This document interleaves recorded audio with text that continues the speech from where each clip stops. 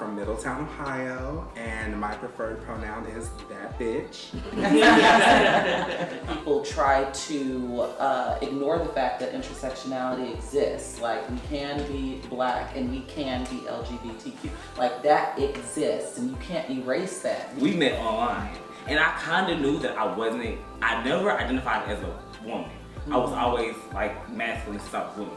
So I was like, something doesn't feel right. We're in my bed. She had spent the night because she lived relatively close.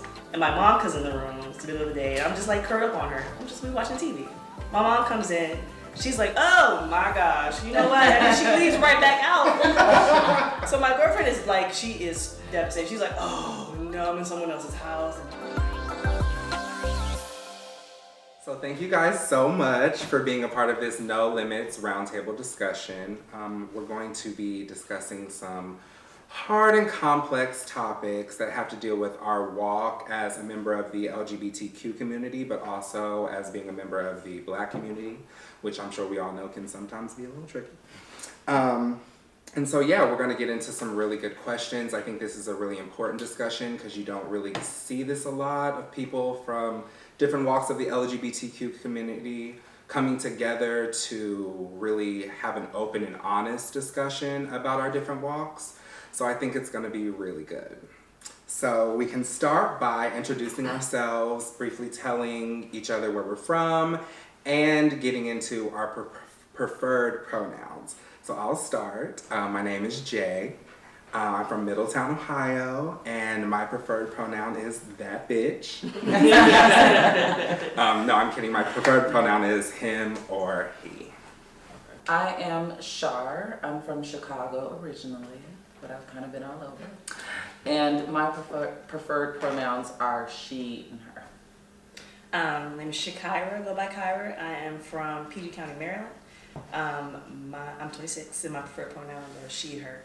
Well, my name is Kason. I'm 26. I'm from Houston. My preferred pronouns are he, him, his. I'm Renee, and I'm 25, and I'm from Washington, D.C., and my preferred pronouns are they, them, their, she, her, hers. So I thought it would be good to open the discussion kind of with us briefly going through like our coming out experience. So I can actually start. So mine was kind of like a little tricky. So one of my friends actually told his parents, and in a drunken night out with one of my parents, it was kind of, come together where they were like, oh, this is the case. And so then they hit me up like, hey, like this is like what my friend's parents are saying, like, is this true? And so it kind of got difficult for me because my parents weren't really openly accepting at first. And so there was kind of that like fear of like, should I go home? Like, what should I do? But honestly, I feel like it was good for me because I needed that push to really like make me tell them the truth, because I don't know, this happened when I was 20. So I don't know if at that point I would have really been comfortable enough and confident enough in myself to come out to them and tell them. So in hindsight, I'm grateful that it happened that way. But yeah. So you were outed by your friend's parents? Yeah, basically. To my parents. Like, I had come out to my friend. And so then they told their parents. And then yes. Their parents and your parents went out.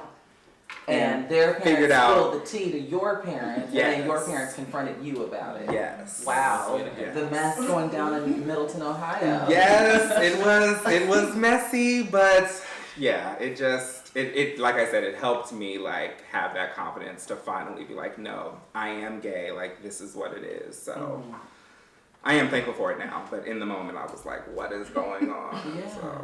For me, I always think it's a little interesting, and I always think it's not as interesting as it could have been. I literally had a friend who's my current girlfriend now. She just expressed interest, and it was an interesting time because I knew I was, layman terms, feeling her, but I hadn't come to the awareness that it was something that could eventually bloom and blossom into what it has become. And we were both technically straight. At the time, we'd never been with the other females. So it was really an exploration, and I'm glad I had her. It was a good friend. feel like we were on the journey together with it. So coming out for her was a little more difficult. For me, I think my parents already knew. So it was a moment where literally the scene, we're in my bed. She had spent the night because she lived relatively close. And my mom comes in the room. It's the middle of the day. I'm just like curled up on her. We watching TV. My mom comes in. She's like, oh my gosh, you know what? And then she leaves right back out. So my girlfriend is like, she is devastated. She's like, oh no, I'm in someone else's house and mother just found. I was like, we were literally curled up. It wasn't even that crazy. And then my mom comes back in and she's just like, you know what? I get it, it's fine. Just no hanky-panky in my house. Drops the mic and we're just like, where do we go from here? But it's been relatively smooth. And I guess I'm grateful for, again, for being on the journey with her because it's given me time to find myself and find herself. And it's good to have that companion moving throughout this world. So. My coming out story is very interesting. I came out 3 times in the same day. I was trying to get all my family members together at once at a dinner table kind of thing, but my grandmother is nosy. So she's like, what do you gotta tell us? Why are you trying to get us all together? And I was like, well, I guess I'll tell you. I'm getting, she's like, oh, I already knew that.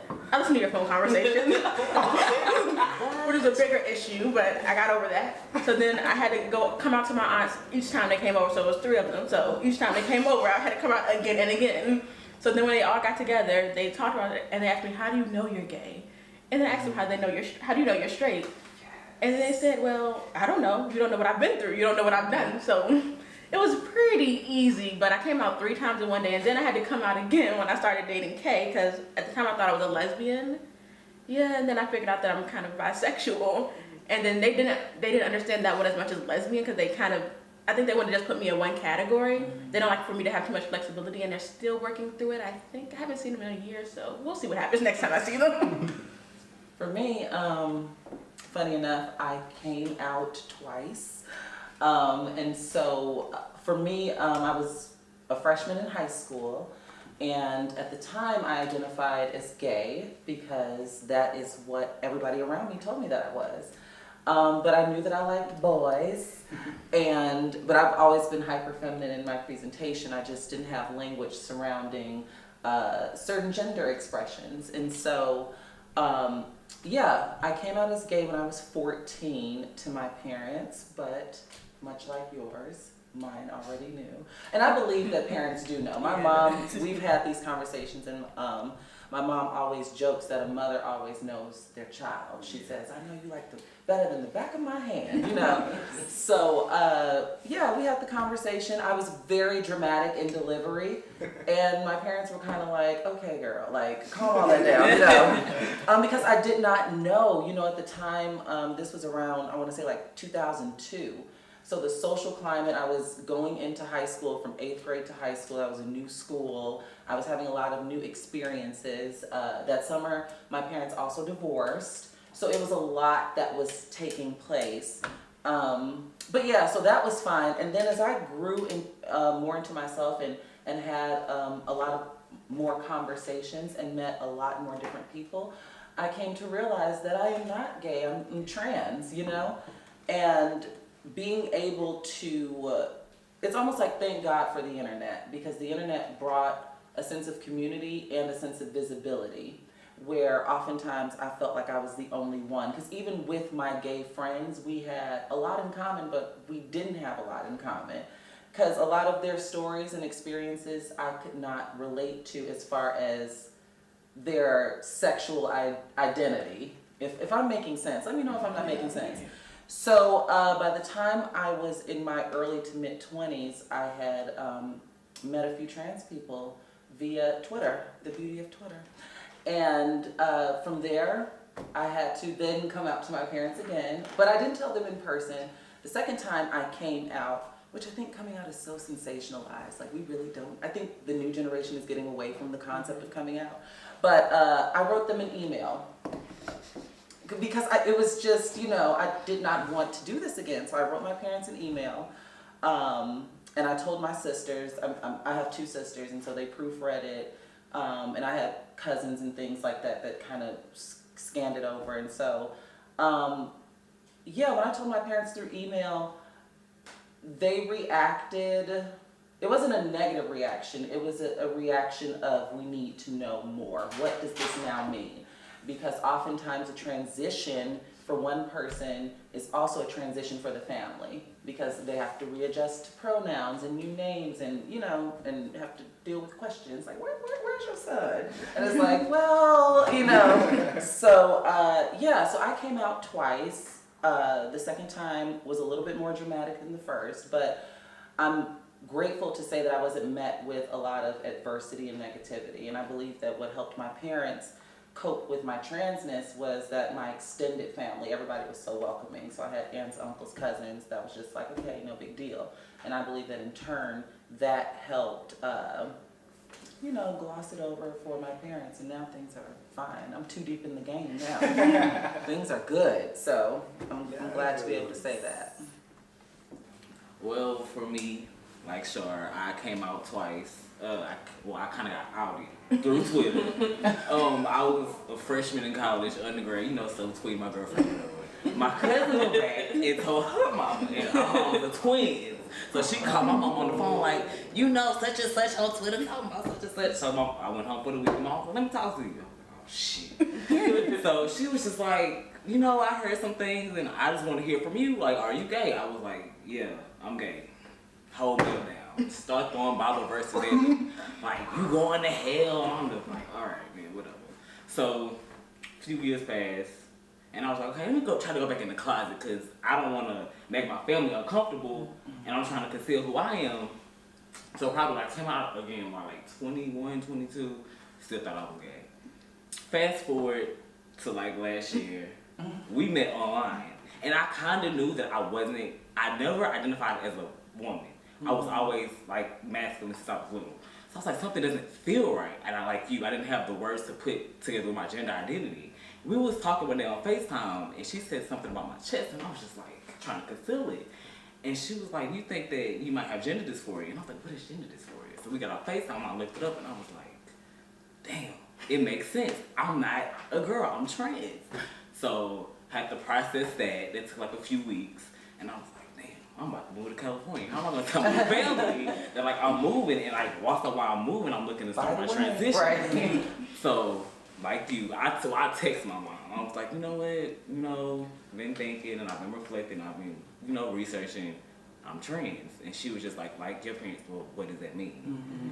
So I was just like, well, my gender identity and my biological sex, they don't match. So you thought you had a daughter, but you actually have a son. So it took her a while, but she's getting used to the pronouns and the name. My sister, it's still a work in progress. My dad, we don't even really talk about it. I came out to him last August, and he was just like, well, I'm not gonna call you my son, you're still my daughter, blah, blah, blah, blah, blah. And I'm just like, okay, well, I'm not gonna stress it, because I know it takes time. Like you said, the whole family transitions with you. So, my aunts, my cousins are fine. They use the right name, right pronouns. My older aunts and older family members are still well, we're still going to call you what your mama calls you when she named you. And I'm just like, okay, it's disrespectful, but it's at the same time, I understand where y'all are. Y'all don't want to accept it. I didn't want to accept it, but it is what it is. Yeah. So that's pretty much that with that. Yes. Okay, that was good. So did you guys have any, relationships that drastically changed after coming out?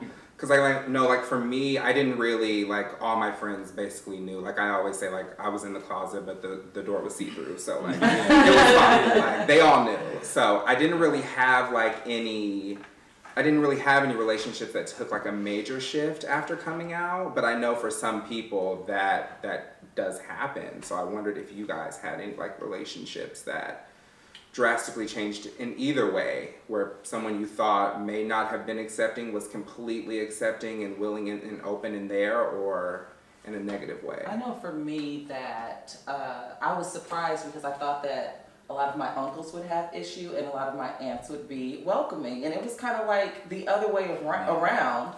My uncles were way more receptive to my transition than a lot of my aunts were. And so I do know that because I was always hyper feminine presenting. I always wore, oh my gosh, this is embarrassing, but it's gonna come up. It's good. The pictures are gonna surface. So at the height of Beyonce's like B-Day era, right? Every Darion item that she featured in those videos, you know, irreplaceable and freakum dress, ring the alarm, I went out and bought. So when I was going away to college really gave me creative license to play around with different things. And so there was like this running joke in my family because I used to say, oh, I'll never do this or I'll never do that. But every time I came home for a break, something was different. It was like, it started like, I'm just wearing foundation and a little lip gloss. I never wear, you know, eyeshadow. No, blush, never. I'm the queen of subtle. And it was like every time I came back, you know, there's this, like I said, there's this running joke. And so it was like, that's why I liken my transition to like an evolution. But as far as like friends, when I first came out when I was 14, I think a lot of the drama surrounding that, like adolescent angst was, okay, what's now going to happen with my friends? Because as I mentioned, I was leaving 8th grade, going into freshman year, my parents separated. It was a lot of changes that summer. And so it's like, what's now gonna happen to my friends? But not a lot changed when I was a teen, except I lost a few of my male friends. When I transitioned, it was interesting in the ways that men that I knew or men that I was cool with then interacted with me. I think it was an adjustment for both of us because it went from, you know, like we're just cool or whatever, and now it's like, oh, you know, like some of them, you know, it's like, okay, they fully respect me, doors are being held open, you know, chivalry isn't dead, okay. This is an adjustment for everybody. As far as my girlfriends, nothing really changed with any of my girlfriends, I want to say. What brought change to our friendship, because it was like a group of like 8 of us in college, but what brought a lot of change, ironically, was them starting families, because dynamics shifted. Now there's babies and husbands in the picture, neither of which I have. So the trips and the communication have changed because they're linking with other families. But as far as my transition with my girlfriends, nothing really changed. With my guy friends, like I said, it was like the pendulum swung one extreme to the next. It was either cease all communication or this very gray area of you don't know how to address me, and you're making this complicated, not me, I'm just existing. But men are weird. The cishetes are weird. And so yeah, I've noticed that like it's like I said, it turned into this large gray area where are we friends or, you know, now, you know, it's just little things. It's little subtleties that I noticed that changed. And so it created a lot of confusion at first as far as, okay, what's going on here? Where are we going? But for the most part, as a fully formed 30-year-old woman, I'm behind the driver's seat. But a few years ago, life was a mess because I didn't know. You know, it's complicated for everyone, so. A lot of my relationships changed, but the biggest one was my aunt. She and I were really close. And then when I came out, she said, I will stop hanging out with you unless you go to this church-based conversion therapy camp. And I went to introduction, and it was intense. And I just made a decision that I can't have that kind of energy in my life, and I'm just going to end that relationship. And when I was a little bit older, she tried to get close to me again, but it just wasn't the same because after trying to force me to a space where it was very dangerous and unsafe for me, I just couldn't get close to her like that again. But that was the only major change. My mother really didn't care because she knew. My father and I had a drastic change because he did set on walking me down the aisle with a man, a cis man, and had all these assumptions about what it meant to be a lesbian because he is part of the Nation of Islam, which have horrible views of the LGBTQ. Yeah, it was horrible. So that drastically changed. Made him talk, but whenever it comes to a relationship, like me and Kay are planning our wedding, and I don't even know if he's coming. I don't think I actually told him I'm engaged yet. But so it took a drastic. I was really close to my father, and now I just really rarely talk to him. And when I do talk to him, it's just to see if he's okay and alive. Yeah, relationships for me are weird. It's like the friends I went to high school with, it's like we still talk every now and then. Friends I went to college with, it's like, hey, how you been? Well, like my close friends, they always knew. So they was like, okay, we don't care. We still love you regardless. You're still the same person. But now my relationships with men are weird. Because it's like, men I knew before I transitioned, they like hit me up, like, trying to have sex. I'm like, bro, ain't that type of party. And it's like dudes that I don't even know randomly, like, hit me up or like random Instagram pictures, and it's just like, don't fetishize me because you know it's a whole other like, time. Yeah, like don't fetishize me. I don't want you. And it's just like, I don't know, it's weird. don't know. It's weird. My relationship with people are weird now because I'm so closed off because like I don't know who wants to be like genuinely my friend for me or who wants to just say, oh, well, I know somebody who's trans. Like don't do that to me. Like my relationships with my family, I really don't talk to them for various reasons. But for the main reasons, just like I don't want to feel judged when I talk to y'all. I don't want y'all to dead name me, misgender me. For my sanity, I'll see y'all when I see y'all. I haven't been home in almost 2 years.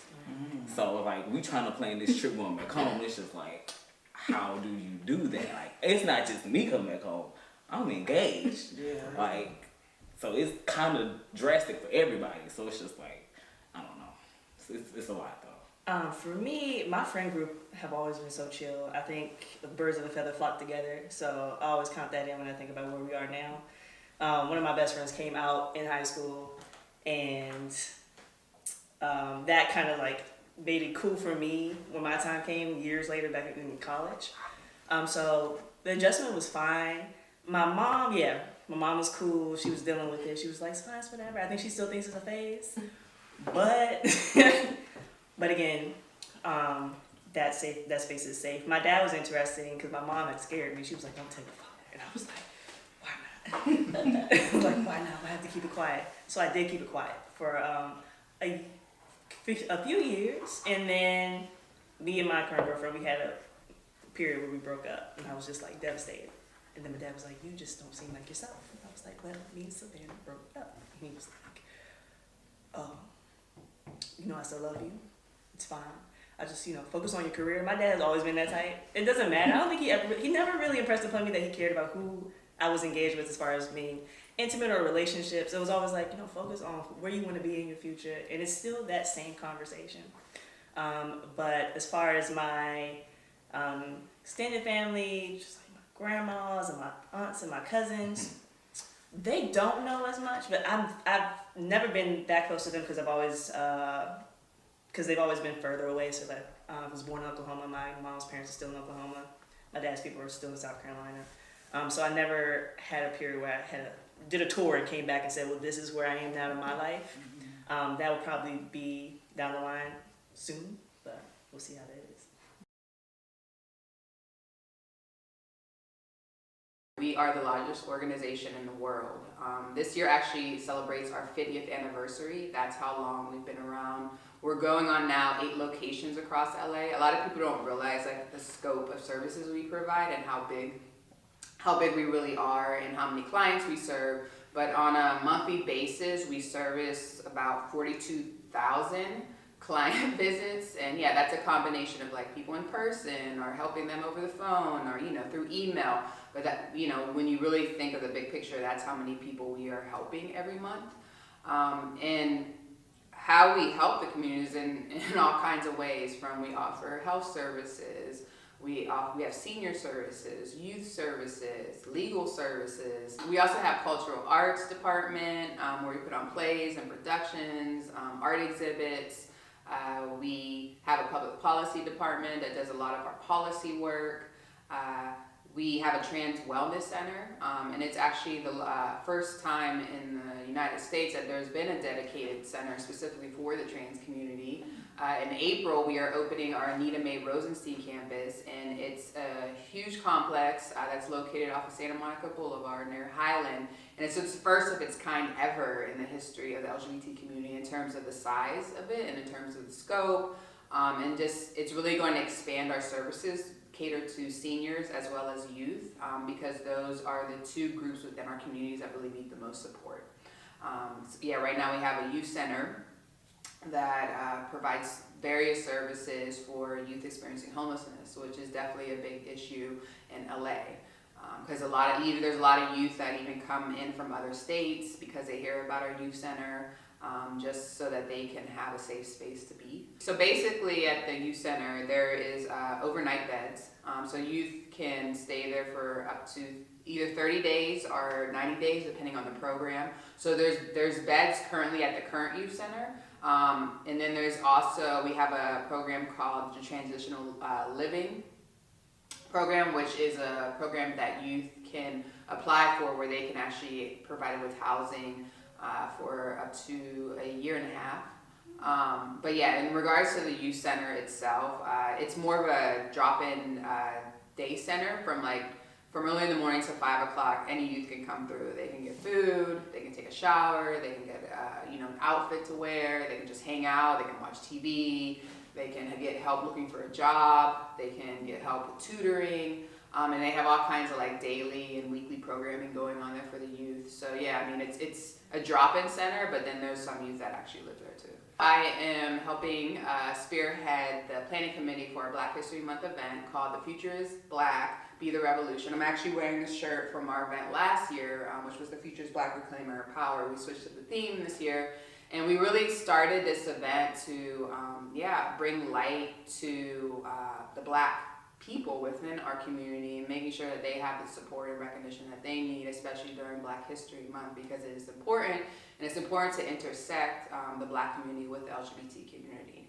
So that's how our Black History Month even started a few years ago, and every year it grows, it gets better, more people attend, and it's definitely going to be great this year. We have great performers, award honorees, we have different people participating in the resource fair, we have different, we have soul food, of course, we have desserts, and the great thing about this is everything's free.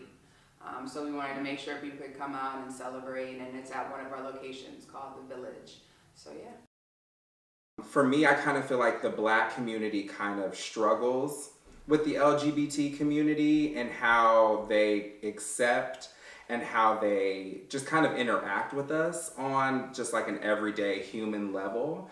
And so I wanted to know like what you guys feel about that, like as the Black community as a whole, how you feel like their treatment of the LGBT community, kind of how that works and how you've experienced that. They got a long way to go.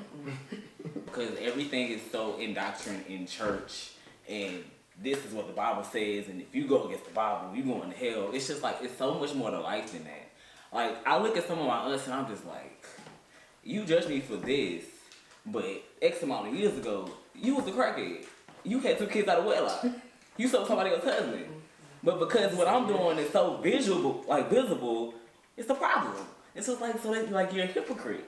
But I was just like, I don't know. That's why I don't talk to them. I don't touch that, because especially my grandma. She's just like, my grandpa just recently passed like a few months ago, and she was just like, if your grandpa knew, he would be disappointed. I'm like, don't try to guilt trip me. Like, it's my life.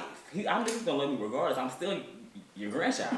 Just the physical outer appearance has changed. Personality is still the same. Voice got a little deeper, got a little facial hair, but I'm still the same. So don't try to guilt trip me about who you think I should be. Right. Yeah, and like for me, I just like in high school, so there was a woman who went to my high school, and she was more of a masculine presenting lesbian. And so for me, it was just always kind of interesting to see how like the guys in high school would treat her versus me, how they would, it was always, what's up? To her, it was always very welcoming and open, but then towards me, it was more of like a shut off experience where they didn't really want to engage. And I don't know if that was just because they didn't want to be grouped in and labeled like, if you're friends with him, then you must be gay too. I don't really know what it was about, but that's something that for me, I noticed specifically just within like the Black community that I grew up in, that there was a very big difference between how someone that was masculine presenting would be treated versus anyone else in our experience. As far as our community is, I always find it interesting because I've seen a lot of conversations about this online, and what stands out to me, I don't even know who to accurately quote for this, but what stands out to me is I once saw something that said the oppressed love doing the oppressing. And I noticed that a lot of times when this conversation comes up, it turns into the oppression Olympics. And people try to ignore the fact that intersectionality exists. Like, we can be Black and we can be LGBTQ. Like, that exists, and you can't erase that. We can't put a hierarchy or play these games on who's the more oppressed. I know as a Black trans woman, I often take issue with Black trans women are disproportionately murdered out of everybody on, the LGBT spectrum, whether you're Black, white, or otherwise. Black trans women, it's a genocide out here. And I often take issue because even within my own LGBT community, I don't ever see a lot of people talking about it.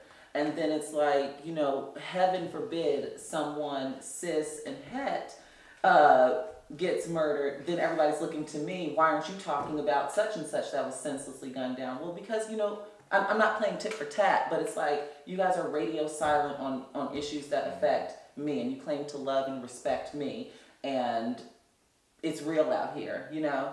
And I think we also would be remiss if we did not acknowledge a lot of people are just inherently misogynist. We live in a very patriarchal society. So yes, I think that all of that turns into, all of those components, right? Patriarchy, misogyny, homophobia, transphobia, it all gets thrown together, religious things gets thrown together into this hot mess of a gumbo that people like to throw in our faces. And I do think that it's important, like, as you mentioned about your family and some of your aunts and things, you know, throwing scripture in your face. Listen, sometimes you gotta grab some armor for yourself and say, well, guess what, Aunt whoever, and that may say that in Leviticus, but guess what it says in 1 John, you know, because, you know, no sin is greater than the other, from my understanding, and if we're going to label things that we do as sin, depending on what you subscribe to, then what we can't do is put LGBT issues on a pedestal as it pertains to that, because no one's turning around Junebug and his 8 babies mamas and his slinging, you know, poison into the community. No one's saying anything about that. So don't come to me about it. And so yeah, that's always been my biggest issue, because I have an aunt who I have a very contentious relationship with, because she's knee deep into the church, but I know too much of her tea for her to, you know, I know way too much. Right. And I can't deal with the hypocrisy. So at this point, I just choose not to even engage with her, which sucks, because I was fairly close to her when I was a kid. But I don't have the mental bandwidth to entertain those conversations, and you don't get to accept or approve anything. Like, my life, transness is not a lifestyle. Thank you. That's my don't have that creative license to tell me what you agree with. Yeah. Things that you agree and disagree with is do you want mustard on your hot dog or not? Say it. My existence is not something to disagree with, because that's not up to you. Especially like in older, isn't like the LGBT thing addressed in the Old Testament? Correct me if I'm wrong. In the Old Testament, and it's in Leviticus, and it neighbors. Yes, my mama gave me a whole printout about a man shouldn't sleep with a man and a woman should sleep with a woman. But you know what I find interesting as it pertains to religion is that people go to houses of worship that adhere to their agenda. Because you could go to 4 different churches on one Sunday and have 4 different pastors teach and preach from the same scripture, and they have 4 different interpretations of it. And then there's the scripture that neighbors the Leviticus one that talks about shellfish. But that's not stopping people after church going to Hot and Juicy in West Hollywood. Exactly. So I don't argue these semantics when it comes to pork. Right, it's hooked at beef or pork. Exactly. They both have hooves. Fabrics. So mixed Basically fabrics. can't So do what we're not Right. But into the New Testament, when Jesus comes and everything's all good, you know, they pull from a wrathful God. Right. Yeah. They pull from wrathful scripture. And listen, I didn't go to theology school. I'm just going by what I talk about. So if I'm wrong, correct me. Give a word. But I feel that important to acknowledge, because LGBT issues are just unfairly placed on pedestals as it comes to, like I said, the finger wagging from a lot of the Black community, and that's been my experience as well.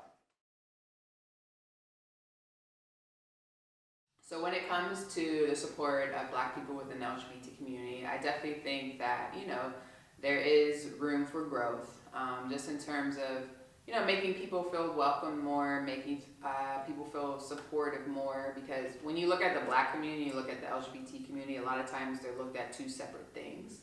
And people don't realize that when you identify with both, it's even harder to navigate life. You know, me being a woman of color, who happens to be biracial, you know, I'm Black and white, I'm a woman, and I'm a lesbian. So when you really look at it, I have like three strikes against me in terms of like society and navigating in terms of me being considered a minority. And I've had to experience different things throughout my life when it comes to identity and where I fit in and where I belong. And, you know, just in general, I'm sure I'm not the only one who feels like this. And I just know that, you know, it's harder. It's harder when you are, you identify as LGBT and you identify as Black. Or, you know, even with other people of color, you know, whether you're Mexican or you identify as Asian. Especially when it comes to Black people, I feel that, there just needs to be more work done in general, just in terms of realizing that, we need to be more supportive of each other. In general, cis white males who identify as gay, they have it easier. And that's just a known fact.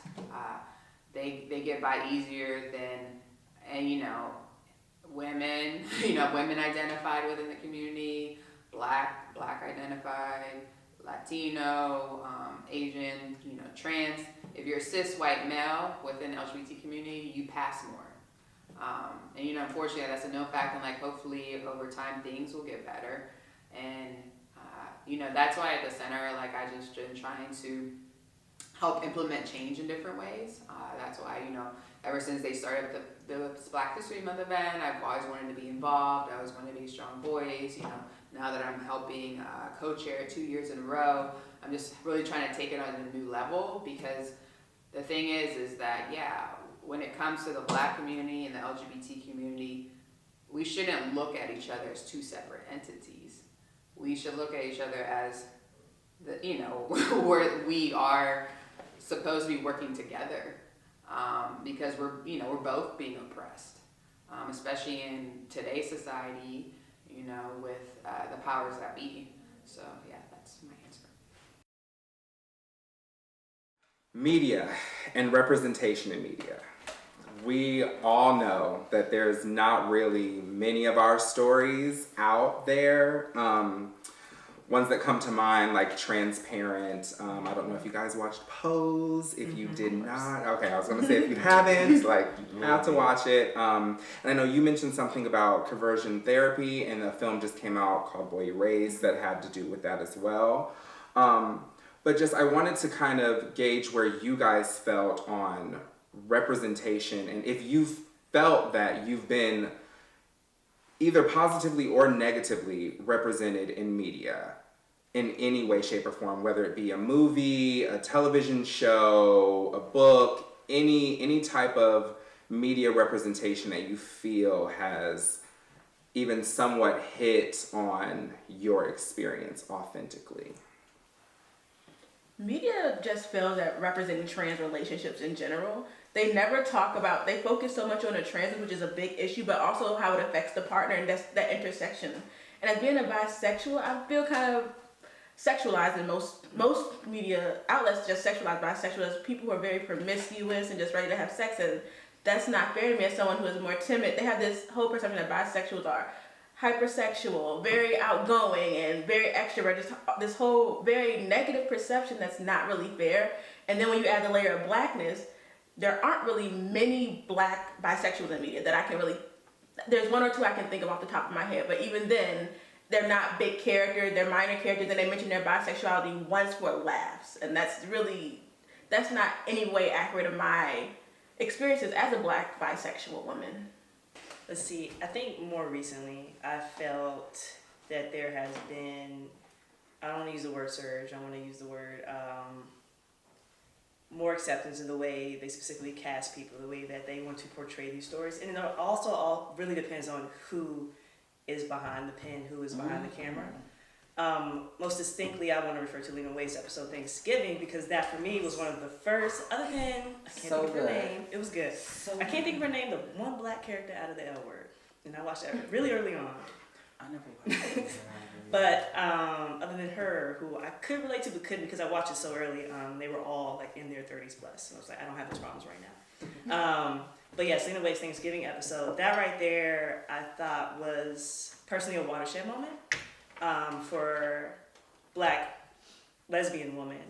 For me, while I did not have the experience that Lena had, because I don't necessarily, and not that I know how Lena identifies, but I know she identifies, I guess she leans a little bit more masculine than I tend to. But I thought that was really significant, and I felt that could and should open up more storytelling of that nature. Unfortunately, I haven't seen it yet. And I think the episode came out maybe 2 years ago. Obviously, like the floodgates, you think they will open, but they haven't in that way. And just recently I saw a short with a black lesbian, and I was like, oh my gosh, we're back on the screen. But there's still a lot of work to do, and obviously we want to see it move quicker. Yeah. I know for trans women, I'll speak for trans women representation, there's been an influx of positive representation by the grace of God, because I know that one of my personal, I guess, shy-aways from transness, when I was battling with coming to terms with, wow, I'm trans, one of my personal, I guess, aversions was the representation. Because from what all of us have seen, I think it's safe to say, is like the Jerry Springer, Mari, that's a man, and you know, this whole, and there's still a lot of problematic tropes around trans women in particular, as far as when we have instances of women outing celebrities with their Corinne Stephens-esque tales. And sex work, and I'm not demonizing or yucking anyone's yum, because you got to get it how you get it. But I'm just saying, as far as, it's like we're already a marginalized community, and so to have one single representation of however the cis gaze interprets that is problematic.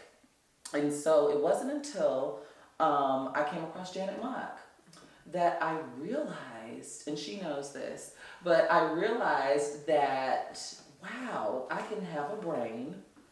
And because resources were so limited. There have been trans women doing the work, smart, brilliant, beautiful trans women representation doing the work, but resources were so limited. I didn't grow up in the Google age, you know, much like us, you know, we were learning search engines. So it wasn't as easy as searching for a book or searching for a resource. Twitter literally opened my eyes to, like I said, a sense of community, and I realized that, wow, trans women come in all different shapes, colors, sizes, and flavors. And so when I saw Janet, and I identified mostly with her as far as being an academic and just living your life. You don't have to exist in this space that a lot of media has put you in. Like, you can be yourself, you know? And so, yes. Not to go on a tangent, but yes, I'm so grateful for Pose. Pose is so beautifully done. Love the entire cast, and I'm so grateful for other shows that have had like I know How to Get Away with Murder season 2 had a trans character that I thought was very tastefully done. Transparent, I've watched Transparent. I've been an extra on Transparent a few times. Come on. Oh yes, the coin. And so I liked Transparent for what it showed, because a lot of people, you know, with trans women, I like that the lead was not attracted to men per se. Like then she was discovering her sexuality, because, you know, people think, a lot of people think, assume that trans women are attracted to men, and that's not the case. And that's why, you know, it's all these conversations about how gender is different from sexuality. Yep. For me, it's really not like a lot of black trans guy representation. The only one that comes to mind is Teak Malone. And that's because he's doing so much work and he's being so visible. But anybody else, it's just like, I don't know, like Renee said, it's always like when you're casted as black and trans, it's always the butt of the joke. Or we're going to play on your sexuality or your gender identity. Mm-hmm. And it's not fair, because like you guys said, like, we're so much more than just our gender identity and our gender expression. So, unfortunately, I guess it's kind of like, because more masculinity is more so accepted, I would like to see more black trans feminine men in movies. Yeah.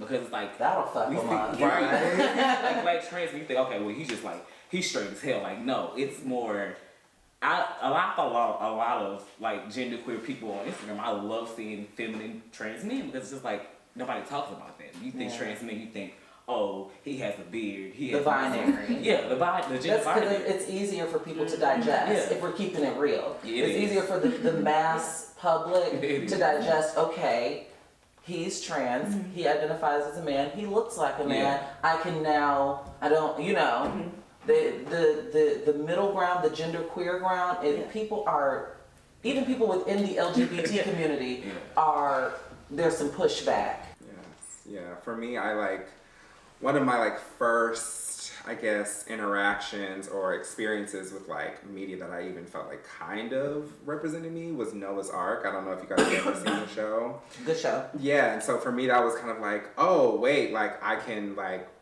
this is when I was younger. So I was one day I can be out and black and gay and have a good happy life. Who would have thought? Because all I ever really see is if there is a black gay male in the story, he's the sidekick. He's never the lead. Or it's he's always the secret boyfriend. Yeah, it's always the punchline. Yeah, it's never just here I am. Here's my story. Here's my walk. It's always something other than just accepting us, I guess, as being a part of this world too. Which I mean, of course, we all go through that. So. Can I ask you a question? Yeah. Okay, because I have a lot of black gay male friends, and there's been a lot of conversation surrounding characters on TV that are black and gay, but only having white partners. What do you think about that? Okay. There's no representation of black love as it pertains to gay men. So I'm ready to get into this Even Insecure. Because all of the celebrity black gay men, not even in shows, but in their real life, all of the ones I know are all with white men. And so it's so funny that you say that, because I'm always saying that to my friends, I don't get it. Does it have something to do with success or the industry, or what is it that makes them, I mean, I guess I can't say that it's a thing that makes them attracted to someone who's white in that way, but I feel it's too much of a coincidence for all of these, Billy Porter and Sean T and all of these, Todrick Hall, all of these people are with white men. So it's just for me, that's one of the things I know that I want to be with a black man for other reasons than that, but I also want to be able to showcase that specifically, that in our community, in the LGBT black community, we can, especially gay men, we can be together, and it'll, whatever it is that is, I don't even know how to put it into words what it could be, but that is something that I always think about and I question, because it's just you don't ever see that, and I don't understand, because in any other format, with any other type of relationship, I mean, we've seen black lesbians together, and even trans couples where they're they're both of color. So it's just I don't really understand why. And that goes back to Noah's Ark. The only time I've seen two men of color together that are gay is that show. So it's just I don't really understand why that's shied away from. And I don't know if that maybe has to do with an acceptance portion of, maybe if I am with a white man that's gay, that will give me that extra layer of acceptance in the greater society. Yeah. Because it's interesting. But even with a lot of black trans women, they end up with white, and I'm not opposed to interracial dating, okay? I live near Glendale, honey, so the Armenians be knocking, but, okay. But yeah, it is interesting. And even being in LA, I'd venture to say you two together, I'm okay. Right. It's just rare to see. It's rare to see. So the suicide rate and murder rate of the LGBT community is extremely out of control. And I feel since we kind of all have come through at least that portion where I feel we're all in a place where I'm good with who I am, and if you can't accept that, that's your issue. But I mean, and that's not the only reason why these things happen, but if you had any advice that you would want to give to someone who's younger or struggling with just any portion of this walk that we all go through, what would you say? Or if you could say something to your younger self. Woo. That you would, you wish you could say that you now know. In regards to that, and bear with me as I try to piece this together. But when I consider what you see as in police violence against black bodies, I think honestly the advice or the conversation I want to have are the individuals bringing that down on these youth, even individuals who are our age, who haven't yet had the chance to settle with themselves. Because yes, social media is there. I feel like the resources are there, but I think, like you said, with churches where people go where the conversation and or the service is servicing their needs, I think everyone is very individualistic, and they only find what is either catered to them. They don't look beyond that. So I feel like for our young folk, that's the same thing. A lot is thrown at them. They may not know how to reach it, even though it is a touch away. They may not know where to look for it. Yeah. And going back, I think the conversation needs to be had like unconscious bias. Like you adults, you people in these children's lives need to have conversations with the people so you know how to speak to them. Yeah, And stop Yeah. projecting. Yeah, the uncomfortable conversation. Yeah, you Yes. need that conversation. I feel like it starts up and it trickles down for children. That's always been the case. So I think I would want to talk to someone. Like I would want to talk to a parent. I would want to talk to an older sibling. Yeah. Like this is how you should handle the situation. This is how you should approach it. And if you're not doing that, then the results can wind up being someone young takes their life. Like 10 that's insane. Essentially, if they Like, confide what is your in you, understanding? ignore it, like, Yeah. oh, it's just a phase. Yeah. Like how do you even Or understand don't at that honor time? their confidence, with them confiding in Exactly. you. So I think it trickles down. I think it starts with those in charge who have the authority, who have the power over these kids oftentimes, and what they have allowed them access to online and things like that. It needs to be And to check monitored a their little bit more. biases. Yeah, it because needs like to be you said, monitored. there's a lot of projections, Mhm. when from adults. I've even seen it today a lot of people don't even consciously know that they're Mhm. projecting their own mess onto kids when kids, come out and have something to say. I've had plenty of experiences, especially dealing with men, where I've been like, okay, Shar, we need to reroute, and I know that not everybody has that internal compass. Some people need guidance, some people need help, some people need someone to talk to. And I think that if we all collectively just did a better job at being a listening ear to our neighbor, that would help change a lot of things. And not even dishing out advice, so to speak. Just listen. You know what I'm saying? Because that can change a lot of things, and it's not the end of the world. I want to stress that it's not. It feels like it. I know that it does. I know that it can, but it's not. And I know that things are not always easy, but that's why it's important to have, get a chosen family. Yeah. Your blood family sometimes ain't shit, but you gotta, But the ones you make choose, it out of, yeah. yes. Get your tribe, and find your stride. That's my advice. Yeah. I think I would add as someone who tried to kill themselves 4 times over, the last 5 years of my regular education before going to college, is that it's okay to talk. Because I'm so much of an internalizer, I internalize everything, it's okay to talk. And it's okay to speak about it because people really don't know your story. But my biggest thing would be to the companies that have all the pride stuff up in June, stop putting the pride, stop with the rainbows, stop with the trans flag, actually do something in the community, because a lot of these low income communities, they don't have the resources. There are so many, because I research LGBT students in college and high school, and they're killing themselves. They're the most depressed groups by numbers. In high school and college? Okay, so that adolescent, early 20s? Yeah, and I only look at black students, and they're the most depressed compared to the other groups. They're the most depressed. I've had some of my research subjects call out to me and say, at this parking lot, can you help me?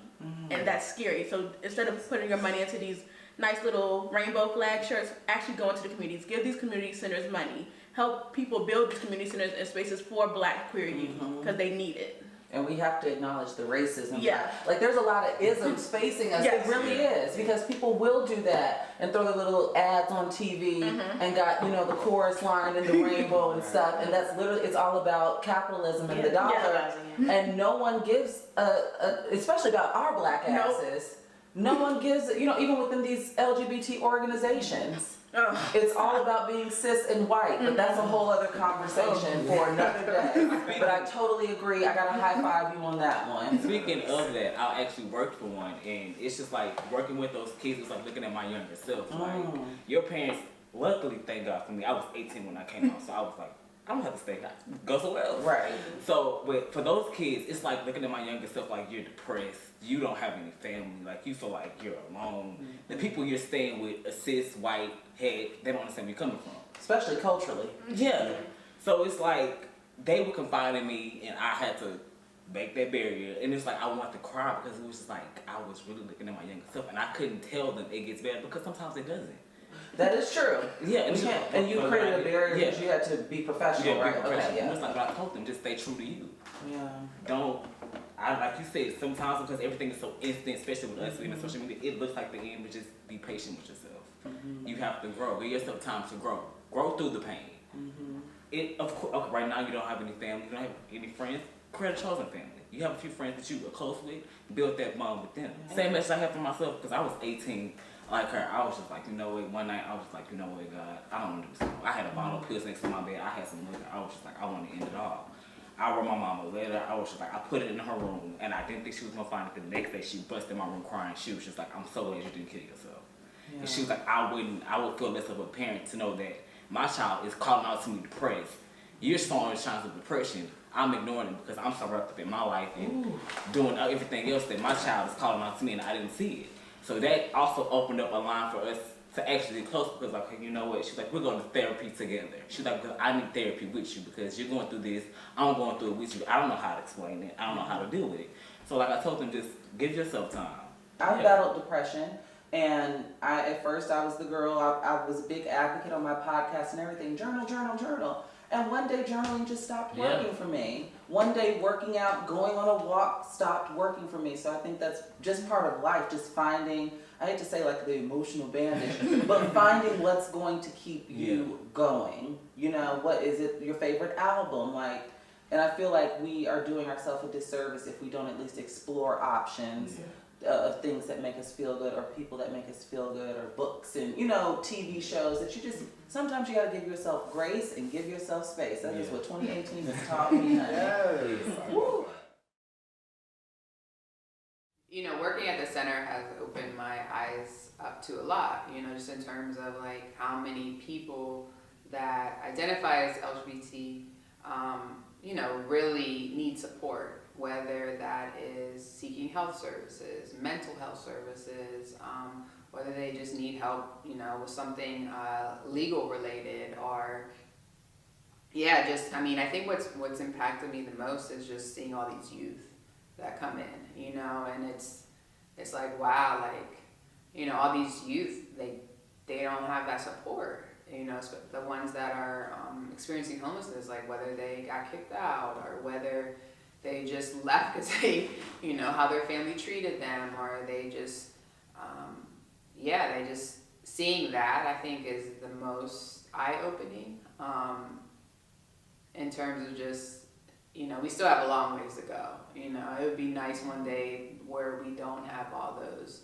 youth coming in, you know, and it's awesome that we're able to provide them with help and services, but, you know, at a lot of times, you know, because I've gotten to talk to some of these youth and hear about their stories and how they got to the place they are, and then I also, you know, there's also, her name is Alexandra Gray. She actually is a successful actress now, but when she first started transitioning, she was in Chicago. She was from Chicago. She started transitioning, and then she was in and out of like the foster system, and she up and came out to LA, and the center was the first place that she went to get help, and so they really helped her get, you know, on her feet, and then she was really actively pursuing her acting career, and then now she's being featured in different shows and all kinds of stuff. So like that's one of like our success stories that I would love to just see more and more of those. I think would be awesome. But yeah, I think that's definitely, you know, just figuring out like just overall as society overall, like how can we get to a place where, you know, youth don't have to get to that place. And yeah, just in terms of other things that I've just noticed, like another thing is I didn't realize seniors needed that much support. You know, a lot of people when they like, well, why do seniors need support? Like I get that question all the time, and I was like, well, you got to think about it. Like they grew up in times where like it wasn't acceptable at all. You know, they probably had some of them had to hide for years, you know, who they truly were and who they truly loved, and so I know that's definitely been eye-opening for me just to see and learn more about how much seniors have been affected. But just in general, I mean, what keeps me going is the fact that I know that we're actually helping make a difference in people's lives. And, you know, if the center wasn't here in LA, I mean, yeah, of course there's other organizations over, but like I said, there's no one else that's providing the scope of services we provide and just how many people we're actually helping in the whole world. So that's what keeps me going. That's what keeps me proud to work at the center, is that I know that we're actually like impacting and helping the community. Because yeah, a lot of people in other, you know, more rural places, or just, you know, other states, or like I know I've gone to like conferences and I'll tell them about the center and they're just like blown away because they can't believe like something like that even exists. So yeah, I think, you know, there's definitely a lot more work to do, but the fact that we exist, and, you know, once, like I said, once we open up our new campus, that's a huge deal too, because, you know, it's just showing like, okay, we're not going anywhere. We're just going to continue to grow. Okay, so I'm going to open up the floor at this point. If any of you guys have questions for each other, for me, anything off the top of your head that you want to know, want to just pick our brains about, this would be the time. And I actually wanted to start. So I don't know if you guys are familiar with The Read. Yes. It's a podcast, and their hosts, Kid Fury and Crystal, they're both members of the LGBT community. So I actually want to ask you, because Crystal a lot of times uses the word dyke, and she will use it to like describe lesbians. She will use it like as a verb to describe what lesbians are doing, but she's a lesbian. But I know like that can also be... And describe herself. Yeah, she uses it for herself as well. And so, but I know that it can be offensive. And so I just wanted to kind of ask you how you feel about that. And of course, everyone can chime in on how they feel about that and other like offensive words that are used that some people may, like within our own community, use with each other, kind of like how Black people will use the N-word with one another. Something along those lines. How you guys feel about those types of things? I don't keep the word dyke in my language. Oddly enough, I always felt like that was a term that may have been adopted from like the more white communities. So I was like, that's mainly why I've never really considered it. Yeah, like queer. But for me, where I grew up, the term was dom, to describe a more dominant woman. So that's how I would prescribe that. But again, that's not a term that I actually use on a regular basis. In my vocabulary when I describe LGBTQ or gay or lesbian women. Yeah. So how do you feel about like other people who may or may not identify using that term? I don't know. That's a good question. I think per who your audience is or who your friend group is, if that's how you communicate with one another and that's comfortable in your safe spaces, by all means, keep it there and do how you do. In the larger context of the community, I guess it's just like, again, if that's how you engage people, depending on how they feel and how they receive it, you should definitely be aware, like how we asked about pronouns, definitely be aware of how you converse with someone, and that's just in everyday outside of the community as well. So that's how I think about it. If that answers your question. Yeah, definitely. It's one of those words because I grew up in DC, and I've realized the further up north I go, the more common it is to use dyke, especially in New York. Okay. It's very common there, and I grew up hating that word because I just always thought that it was not a nice word. But then the further up north, it's very common. Yeah, it is very. I really don't like it, but I just know up north they're trying to reclaim it, especially in the Black community. They're really trying to reclaim it as something, especially because they have the dyke marches in New York. So it's just trying to become something they reclaim. I think that as long as it's the community in which it was directed to as a derogatory term that is choosing to reclaim it, then by all means. But I don't think that if you're not a part of a community that you need to talk out of school. Like, I would never use that word, I know trans women who use tranny, and that's offensive to, I don't like the word tranny, I know gay men who use the F word jokingly. And so I just say, I mean, to each their own, but if you're not a part of that specific community, then you probably need to keep your mouth shut. I have one question for you, because you identify a trans man, correct? Well, how do you feel about, I know that we touched briefly on representation, and I know that what I've seen like on social media is there's been a lot of pushback from the trans men community as far as, I guess, all of the attention that trans women garner when it comes to narratives. Even when people are attacking the community, they tend to focus on trans women. If we even think about like the bathroom bill, there was no conversation of trans men, and it's all about, I don't want my daughter in the da-da-da-da. So how do you feel navigating the world and navigating certain spaces as a trans man, if for the most part, from what I've observed, people's knee-jerk when they think transness is trans women? How do you then show up? How have you dealt with that? I feel like it is my duty to not stick up for trans women, because like you said, y'all get murdered at an unproportionate rate, and I feel like as a trans man, it's my right to say, you know what, okay, look, this is a woman. Regardless of her identity, her experience, is still a woman. You don't want nobody killing your mama, you don't want nobody killing your sister just because of who they are. So I take personal to my Instagram. I bring it to people's attention like they're still a woman. Don't kill her. I have a little sister, and it's just like I want nobody killing my sister just because of how she looks or how she presents at the time. That's none of your business. If I feel like masculine people have an issue with femininity. Yes. Cis men more so because they see a trans woman and they're attracted to her. Oh, well, that makes me gay. That doesn't make you gay. Sexual expression and gender identity is fluid. If you're attracted to a trans woman, you're still attracted to a woman. But you know what, and really quickly, because I know we're wrapping things up, but there's still a lot of things that our community still has to unpack. So Jada, masculinity. that's exactly like, that's really all it is, because you feel like, because you're cis, you have to be macho man. That's not the case. Like, you don't have to be over masculine all the time. Like, I have my and examine what that means. How do you define masculinity? You can't. Because I bet you can't. It's a whole lot of misogyny, like for a lot of people. How Like, do you if you define scroll down my that? Instagram, you'll see days where I have on a crop top. Some days I'm dressed like I'm dressed now. Like, I don't limit how I trust myself. Otherwise, like, gender is the spectrum. Masculinity, I define my masculinity. Exactly. I'm my own man. I don't let society tell me who I should be, what I should look like. Exactly. Because my whole life I got told what I should look like, who I should be. So now that I have that freedom, I'm gonna show that. Yeah. And you can take it or leave it, but I'm still gonna be me at the end of the day. Yeah. It doesn't make me less of a man, less of a person. But yeah, we have to unpack toxic masculinity and toxic.